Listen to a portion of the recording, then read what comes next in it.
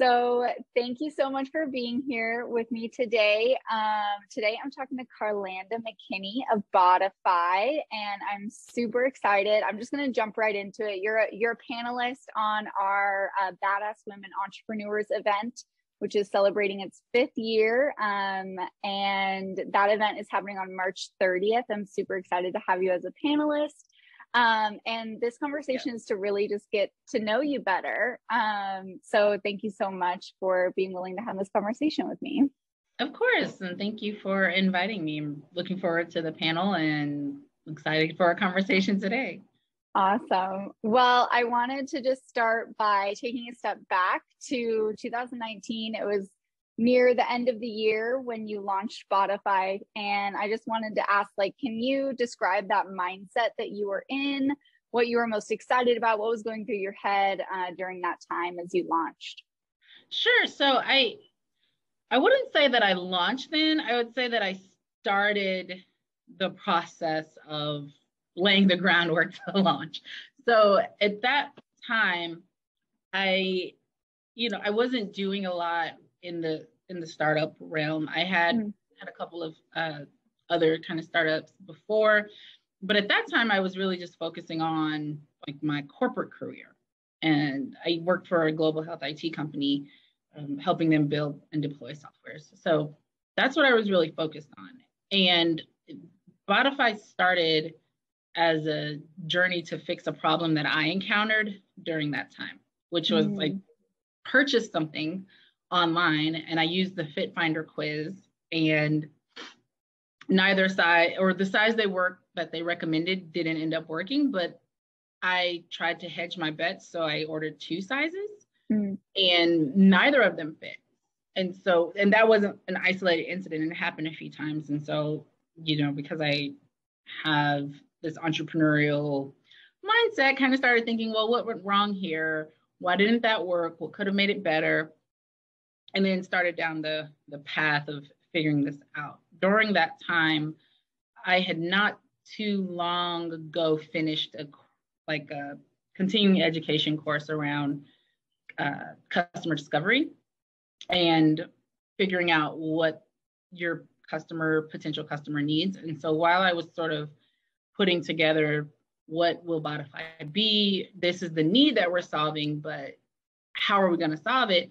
I went to a trade show out in Vegas where all the major brands go and talked to dozens of brands about their woes. And, it started do you know that, you're using this fit tool, but it doesn't really work? This was my experience. And it's a thing. I had no idea that returns were such an issue before that moment or that time period. And as I started exploring it more, I realized how much it was so many layers, uncovering so many layers of, wow, this is not just annoying for me. This is annoying for a lot of people. Oh, well, this is really annoying for retailers because they lose so much money. Oh, well, now there's this environmental component. And so it all just kind of snowballed, which really motivated me to find a solution. But I say that's my area of genius, right? Is finding solutions. Now, figuring out how to create the solutions and things, I need help with that. But so yeah, that's how I kind of started down this path, and it seems like it wasn't that long ago, but here we are.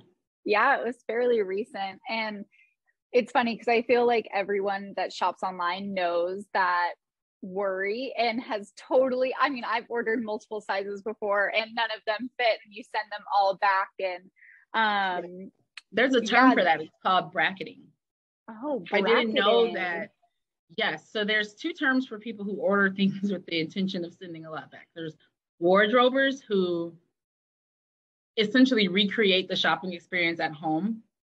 They just buy everything. Buy everything, try on everything, and send back what you don't like. Then there are bracketers, which are a lot more specific to one item, but they buy size up and size down. So they're still purchasing with the intent to return, but it's such a common problem that there's a name for them. I didn't realize. Wow. So many people did it, but Did you like walk up like at that trade show and have brands be like, oh, those bracketers, yeah, they're really they're a big challenge for us? So the big feedback was overwhelmingly, we don't really care how you do it, but if you can fix returns for us, we'll buy whatever you build. And that was kind of like, okay, well, noted. That's a great customer discovery process. Yeah. Yeah. You're like, okay, I definitely need to create this now. Well, that's amazing. Well, okay, so that was right before the pandemic, and then the pandemic hit. Did that mess up your founder like plans of the software? Honestly, it didn't. It actually, I don't want to say it improved, because I want to be really careful about my language and saying like COVID helped me, Yeah. It didn't. in Right. life, it really didn't. But in terms of Bodify and the problem we are solving, it made it so much worse, because there were already these changes in consumer behavior that were leaning towards shopping online. Everyone kind of knew that in the business world. COVID accelerated it so much. And people became wardrobers and became bracketers because they could not, there was no other choice. You couldn't go to a store and try things on. And so with exponential growth of online shopping, there was exponential growth of returns, and still no true solution. What I found was really interesting is that Bodify isn't the only startup that kind of cropped up around that time, like late 2019, early 2020, which some founders might say, oh, that's extra competition. But to me, that's kind of like validation, right? Like, this is such a huge issue that so many people are trying to solve it. But what I think is indicative of the real difference between what Bodify is doing and what everyone else is doing is that returns are still at a record high, even though there are all of these other solutions that have popped up. I think there's a couple of reasons for that, but yeah, it just exacerbated the problem, and it made retailers more vigilant in like getting. I had some of those contacts reach out to me, say, "Hey, are you up? Yeah, are you up and running?" Wow. Because it got so bad for them to the point where there was already an environmental impact to return. Yes. But because there were so many with COVID, retailers stopped even trying to process them. They would either say, you can keep the item and we'll give you your money back, which is a loss for them. And like, as a consumer, you might say, oh, that's great, I get something free. But in my case, that happened a couple of times, and now I have these clothes that I can't fit. So now I have to figure out what to do with them. I already shop too much, so I don't have extra room for things I'm not going to wear. Or they would get them back and just offload them in landfills. Yeah. And I think that's what a lot of people don't understand. There's this perception that if I return something, they're going to resell it. So it's not a big deal. Most of the time, it doesn't it does not find its way back to the shelf because of the manpower and logistical, all of that required to get something back in a position to resell it. It costs so much money, up to 38% of the original sale value, which is crazy.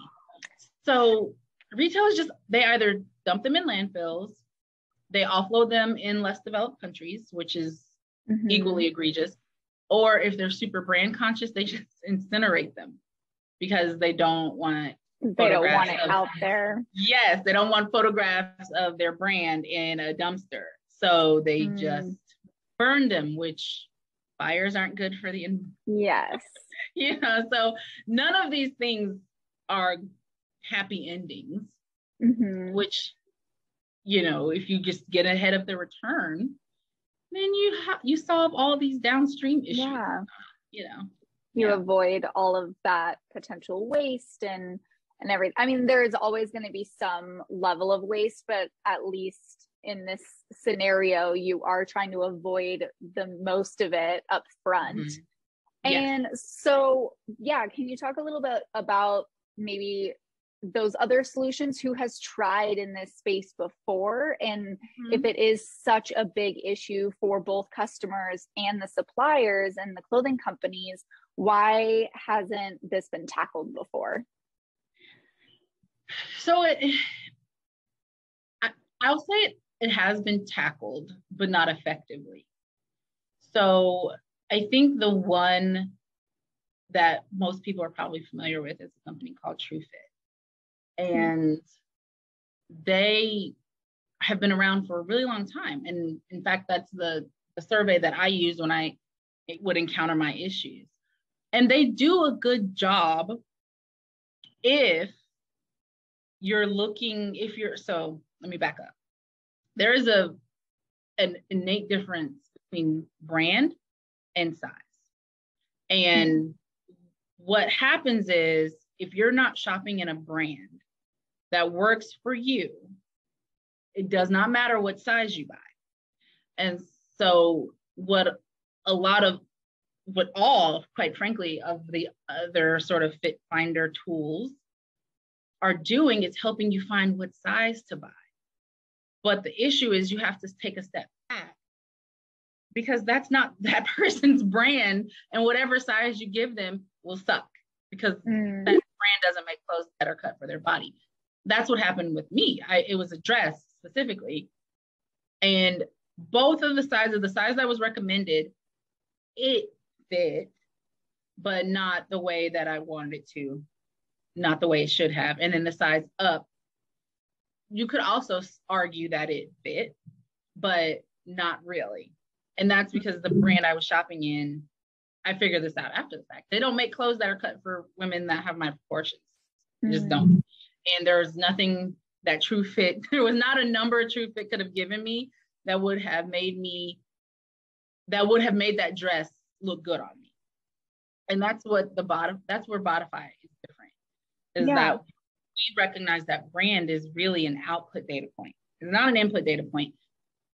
If you start too late in the decision cycle, where you as the shopper or me as the shopper is already on a page or a website, there's a 50% chance that we're shopping somewhere that's never going to work for us, which is why these solutions are effective, but not really. They're only effective if the shopper happens to stumble upon a brand that works for them, and then they can tell them what size. Right. That's really interesting that you're tackling it from, I guess, the brand first. Like, that is that main piece of the software, and then carrying it through and like giving recommendations, not just on clothing, but on the specific brands that do match those people. Right. And it changes with every item. There are brands where their shirts fit me really well, but their pants not. Or their pants fit me really well, but I could never buy a blazer from them. And so Bodify is dynamic in that way. We factor in what it is that you're looking at and your measurements. So every time you get different recommendations depending on what you're looking at. And then once we give you a brand, we layer it with a size. Like, okay, this is your brand and this is what size you should buy. Size is always secondary. Wow. It has to be, or it doesn't work. That is really cool. Thank you. I want to take I guess maybe another step back into your entrepreneur journey as you started this company and as you continue forward. So I read that you recently took part in the Tulsa Accelerator program. And what I thought was really interesting about that program was that every company that goes through it gets that $70,000 investment. And then it's kind of expected that if you, like, quote unquote, make it, that you repay that money so they can kind of recycle that and support new founders. And I'm wondering, from your perspective, what did you like this model? Is it kind of too much pressure? I felt like, wow, what pressure to put on founder staff to like return this money for other founders. But I'm wondering from your perspective, like what you thought about that model, and if you're planning on carrying through this kind of sharing economy and support to other founders as you continue on your journey. Yes. So long answer. I love that model because it aligns with my personal intention statement, which part of that intention is to pull other founders along, pull other founders who, a lot of people use the term underrepresented. I prefer to say historically excluded because it didn't happen by accident. Right. People weren't accidentally left out. This was an intentional thing. And that was part of absolutely the at Tulsa's, that was part of their parameters, and that they wanted to invest in historically excluded founders. And by me kind of making it, I was going to reach back and pull people along anyway. So this is just another vehicle to do that. I don't think it adds pressure because, and I think this is just a byproduct of being a founder, because if you ask anyone who is starting a company, we all think this way. There's no part of me that does not believe that I will hit the markers to pay that and pay it forward. No part of me, there's not a space in my brain that doesn't believe that Bodify is going to be a transformational company. And, already having that framework to be able to help other founders along is wonderful for me. And we live in a capitalistic society. I am raising money. So, take this statement with those considerations, but I really don't have interest in making billionaires richer. That's not what I want or care to do. I probably will if they, invest. If you're taking investment, exactly. There will be a part of that happens, but with this, that's not what's happening. It's creating tables for others to sit at and build their unicorn companies at. And it might look like entrepreneurship, there's like a finite amount of pie, right? Like there's only so many companies you can start. But if you think about just what's happened in the past 2 years, so much has changed that makes ideas and companies that were not even a thought incredibly relevant today. So I can only imagine 2 years from now, what problems will people be solving? And $70,000 can get you a really long way to solving some pretty massive problems for specific communities, for the world, for the environment, whatever it is. So I'm excited to be a part of that. Absolutely. And it sounds like you've thought about this before. You said something along the lines of like your philosophy statement or something, or your intention statement. Can you talk more about that? I'm super curious. Yes. So actually that was kind of a new concept to me. While I was doing the Act Tulsa program, I also participated in another sort of accelerator called Fourth Wave. And it is an accelerator for women-led startups.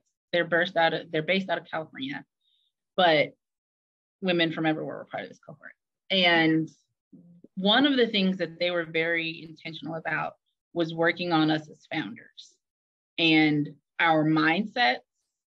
And so we created intention statements for how we see our lives, how we see our companies, how we see, everything sort of working together.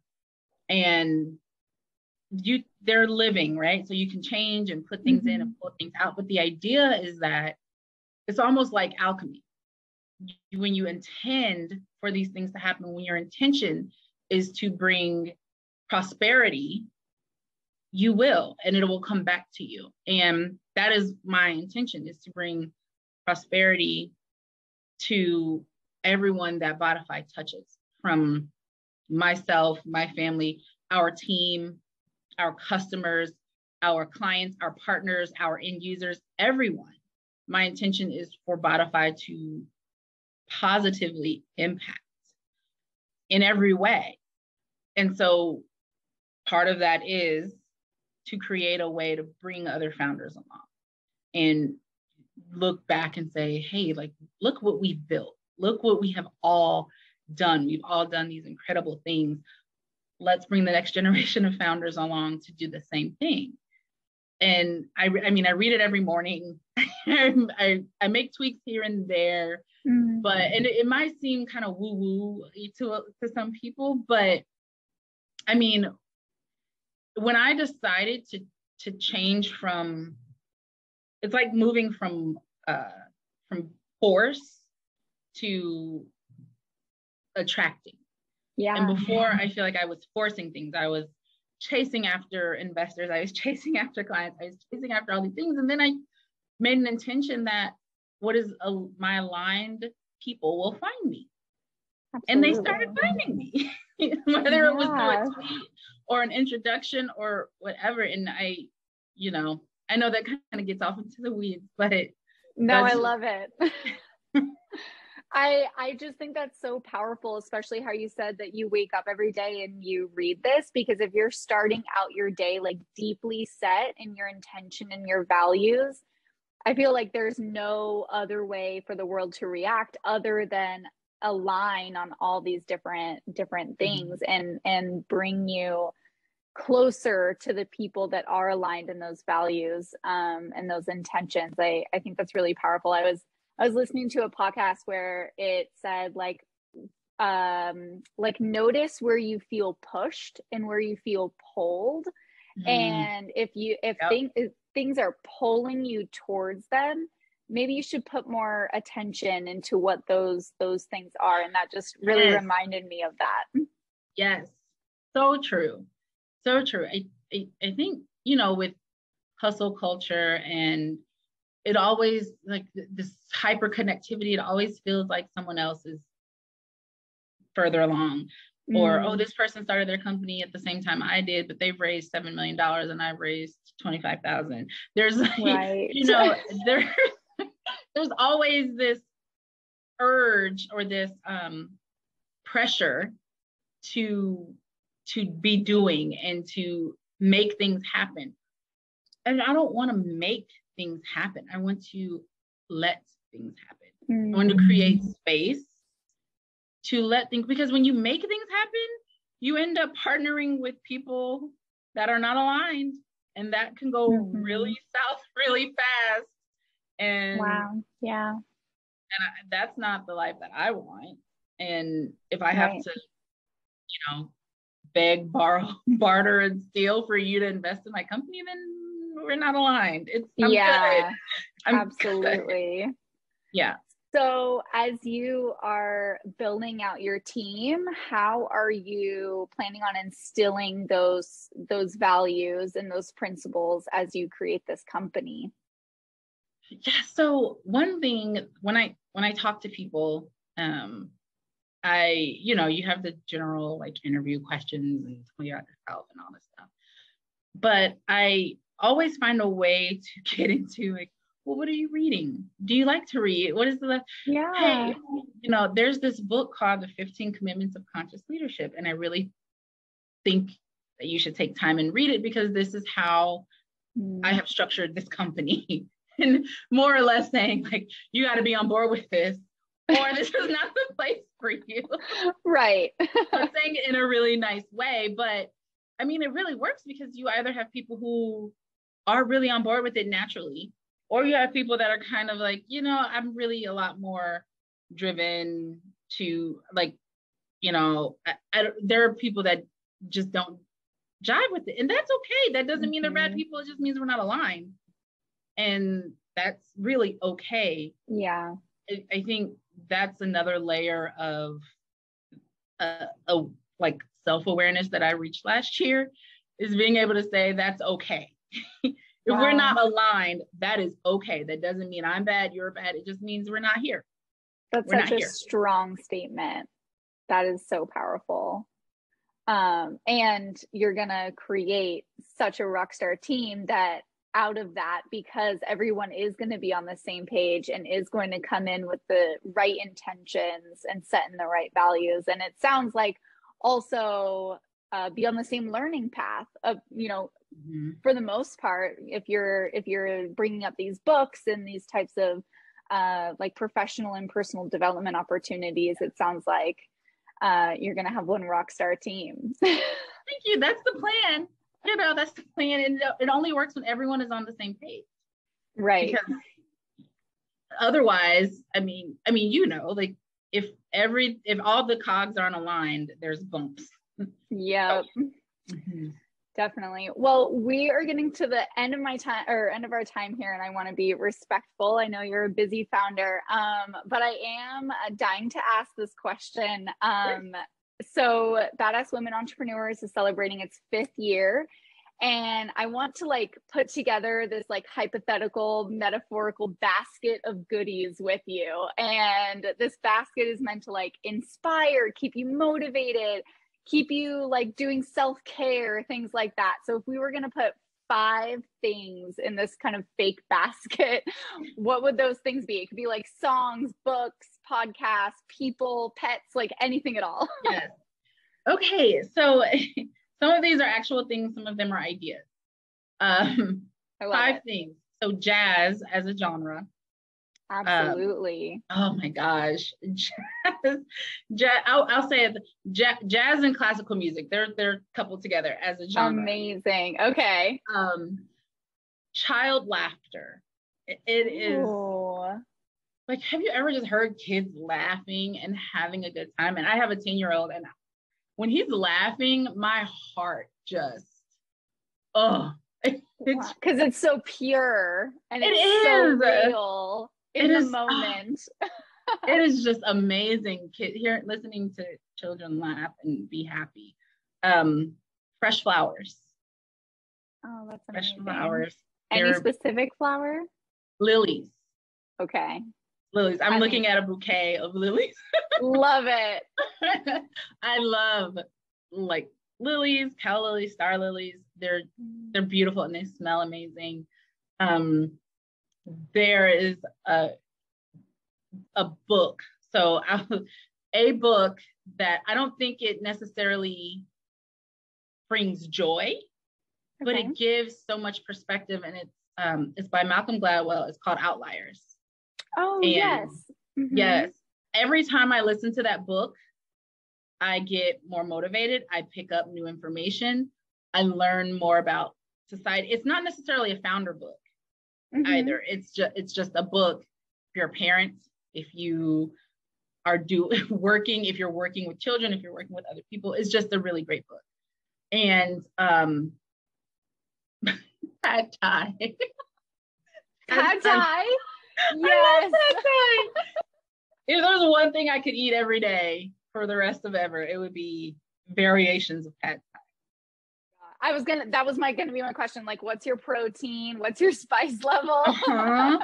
It depends. Chicken or shrimp, usually. Okay. Spice is like medium, and there's different places that do it differently though. But it's so good. And I never make it really well myself. I have tried and it has not gone well. So it's a difficult dish to make. Yeah. It is. And I didn't appreciate that. I'm like, oh, it's just noodles and like veggies. I can just do this, and I cannot.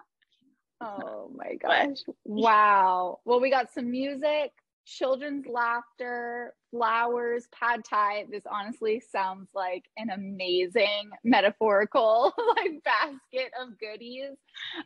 Thank you so much for creating that with me and sharing that with me. Of course. And yeah, thank you so much for this conversation. I'm really excited to learn more about you at Badass Women Entrepreneurs, happening on March 30th. And cannot wait. Yes, I'm so excited. Any last thoughts before we wrap up today? Any last thoughts? I would say for anyone who's listening or watching or anything, who is either thinking about starting a business or at a place in their business where they feel like things are looking pretty bleak, or, just stressed out, I would just say it's going to be okay. Whatever happens, it's going to be okay. I like to do this thing called like go down the rabbit hole. I actually learned it from an advisor of mine. Her name is Goli Anbari. And she says, okay, if you're like nervous about something, just go down the rabbit hole. And then what? And then what? And then what? And ask yourself, okay, if my worst fear happens, and then what? And it always ends in like, I'm going to be homeless under a bridge somewhere. Like always where it right. is. When you say it out loud, you're like, it's really never going to happen. There are all these things that have to go so wrong. And the likelihood is that that's never going to happen. So whatever it is that's stressing you out, it's not as bad as you think. It's really not. It's when it pertains to business. It's not as bad as you think, and it will be okay. Those are amazing words to end on. And thank you so much. And I'm excited to, like I said, learn more about you and hear more about your journey on March 30th at Badass Women Entrepreneurs. So thank you so much. Thank you. Thanks for talking with me today. I had a great time.